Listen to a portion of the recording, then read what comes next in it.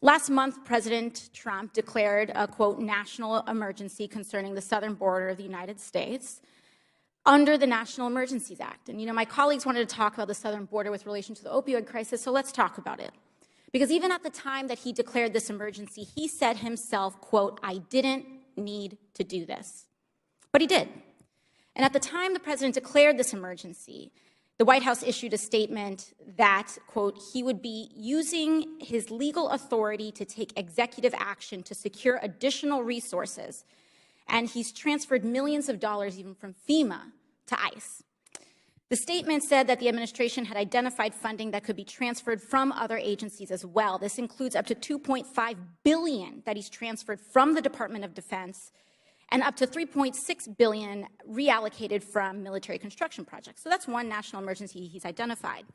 But about a year and a half ago, the president issued a declaration indicating that opioids also constitute a public health emergency. Director Carroll, today, how much funding has the administration transferred from other agencies to address the opioid public health emergency?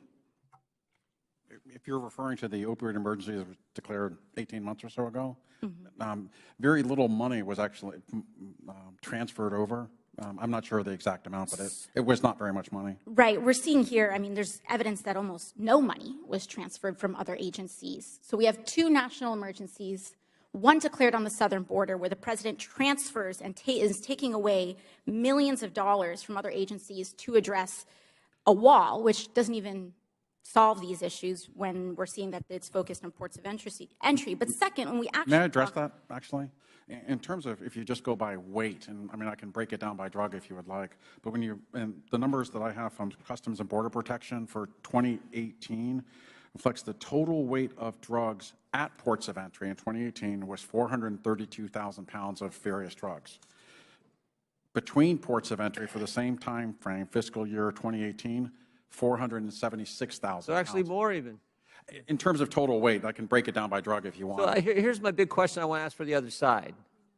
Because just a few weeks ago, that enough fentanyl was captured to kill 57 million Americans. You remember this story when this happened? Yeah, just a few weeks back, right? Yes, sir. 50. So if that's not an emergency, somebody tell me what is. Enough fentanyl to kill 58 million, 59 million?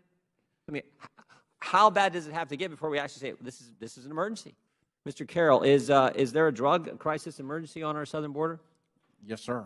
There's a drug crisis in our country, and all of the drugs that are here are coming into our country. The fatal drugs are coming from overseas, Mexico, China. I do think that we here in Congress have responsibility as well. The Public Health Emergency Fund has only at most $57,000 in it, and it has not been really funded congressionally in a long time. So I think that that's an area where we can accept some personal responsibility.